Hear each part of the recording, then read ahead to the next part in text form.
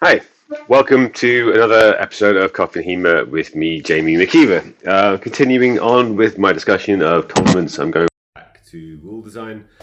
And in this video, I want to talk about the habit that a lot of tournaments have of heavily punishing doubles and why I think it's wrong from kind of two separate perspectives, right? Both one of those is about the fencing, one of those is about the fences and just kind of what we should really be aiming for in our tournament design.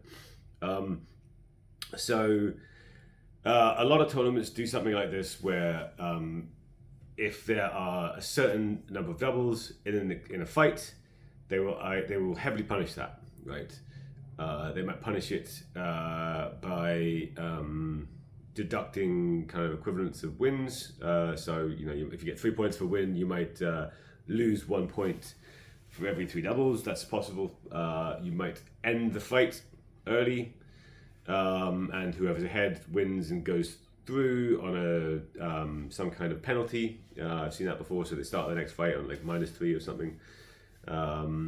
And the most egregious version of this that you do see quite a lot, I hear about it more in the US, I don't see it so much in the UK at all, is 3 doubles at a fight and you're out of the tournament, right? You're done, right? I want to criticize both, pretty much all of those, but from two slightly different aspects. And that last one in particular, I think, is the biggest mistake. But first of all, from a fencing perspective, I want to talk about why I think this idea that we need to punish doubles is kind of wrong. Well, punish doubles more than is reflected in just kind of score not being good, right? Perfectly happy to say that both fences get hit. It should score less than a clean hit from a fencer, right? That makes a lot of sense.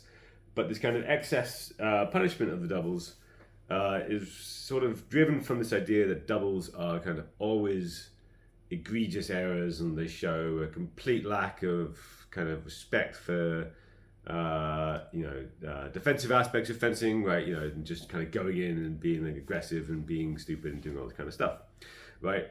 And I want to particularly that really isn't always true of doubles, and doubles happen for lots of reasons, just like out of boats happen for lots of reasons. Sometimes it is true that a fencer is not paying attention to their defense, but often it's just because two highly skilled fencers, are really struggling to get around each other's defense, and they're trying things out because their standard repertoire doesn't work, and they try something out and it doesn't work, or they try something and they get the angle slightly wrong, or the offense they're doing doesn't react in the way they expect, right?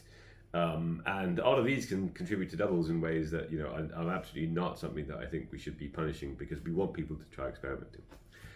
Yesterday, so you can tell from this if you were there. Yesterday I attended the McTamps Cup, which is a couple of friends of mine who are fencing, Kerry and James Tamplin, now got married last week, and they did a fun little mixed weapons tournament to celebrate yesterday rather. And I was in the finals of that, fencing sidesword with Pat Rance, who's an excellent fencer. Again, UK people will know him. If you don't, he frequently comes away with multiple medals from every Wessex. And this format, I'm not going to go into too much. This format has very short fights because you lost points for getting hit rather than gain points for hitting, and it could be over in kind of 2 exchanges. The first exchange in our finals ended in a double. Bad, terrible. Clearly, we weren't paying attention to defense. Well, first of all, this format really encouraged you to do so because getting hit was bad. And I say it ended in a double. But before that, there was about a minute and a half of fencing. And it wasn't us just kind of staring at each other and circling and pretending we're making sword actions. It's a minute and a half of actual fencing. Both of us tried to attack each other. Both of us successfully defended those attacks and reset and tried something else. And I think in the end, I think the first double, I think I come in with a thrust. Don't quite catch his sword, and his sword kind of comes underneath mine and hits me in the torso or the leg or something like that. I can't remember which. To say that we weren't caring about defense is patently wrong, because up to the point where we doubled, we both defended probably 6 or 7 strikes coming at us, as well as made the strikes and recovered afterwards for the counter attacks coming back in, right? So this idea that if it's a double, it was always because people didn't pay attention to the defense is just patently wrong. by the way, this is now the face of Coffee HEMA, my prize mug from the tournament for coming second. He eventually beat me. So I think the whole premise of being overly punishing on doubles is just wrong, right? It's fine to say that they shouldn't score as well, and it's fine to say that you got hit, so there's some sort of score penalty for you, but to have this kind of hard cap of doubles, always bad, punish them, bad spray bottle, bad fencer, stupid. I just think it's unnecessary, and I think no one wants to double. Everybody kind of mentally self-punishes when they double. But the worst of this is when we get it to the point where we are limiting the fencer's experience on the day because of the doubles that they have. And the absolute worst version of this is the one where it's three doubles and out, which frankly, I can understand some of the lesser punishments of like, match point penalties and that kind of stuff. I can kind of get, although I would probably say I would do them for bows and doubles rather than just doubles. Or try and link it to whatever you consider the most egregious versions of doubles and try and define that. But the idea that you should have three doubles and out, I think, is one that I would like to suggest should be killed across everywhere in HEMA.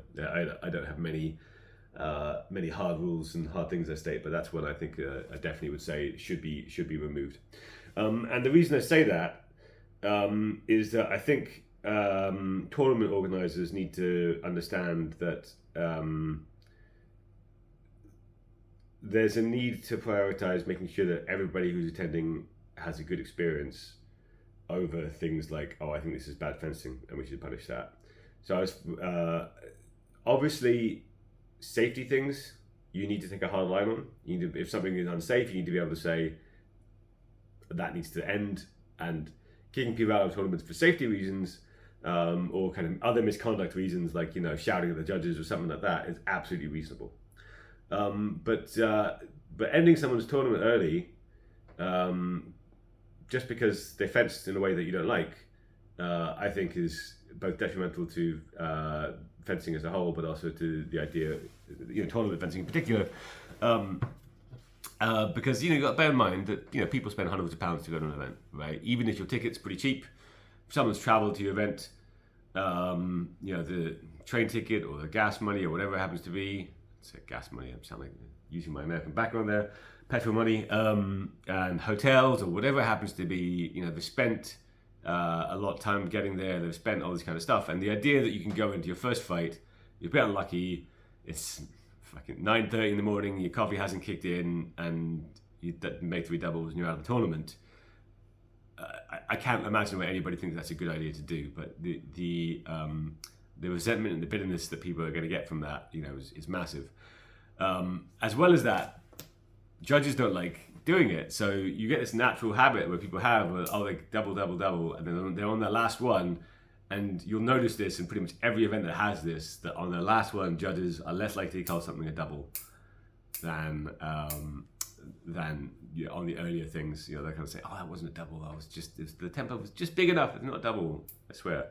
So because no one wants to be that dickhead that kicks someone out of the tournament just because they made one mistake, right? And finally, I want to say that this is particularly bad because, of course, new offences do double more. Because in general they haven't quite learned all these things, because again, lots of doubles happen not because someone didn't care about the defense, but because they messed up slightly or significantly in what they were doing, which of course happens more when you're a beginner. So if you want beginners to sort of come to the tournament, have a good experience, and say at the end of it, I want to come back, this hard punishment of doubles is going to basically negate that entirely, because they'll be like, well, that was shit. I just spent like £200 and got 3 exchanges. I don't want to do that again. And we should really be thinking about how to, encourage them to stay and keep going, and having something again that says this is bad, they're not being rewarded for the doubles is fine, because then they'll say, okay, well, I need to fence differently in order to get my points, right? That's absolutely fine. But this complete, hard cap and cut off where someone's suddenly done something wrong and it's just like, no, you're out. That's not going to correct their behavior. That's going to make them take their behavior elsewhere, right? They say, fuck this shit, I'm not playing with you guys. And really, all in all, I think as organisers, you should really only be kicking someone out of a tournament for misconduct. And again, safety, yelling at staff, sexual harassment, anything like that, yeah, absolutely kick someone out, right? Don't care that they've spent £200 on it. They should be gone. You need to, but don't kick people out for just things that you consider to be bad fencing. Just have rules that punish that in the score and let the score handle itself, and they won't do well, hopefully, on the back of that. Thanks for watching.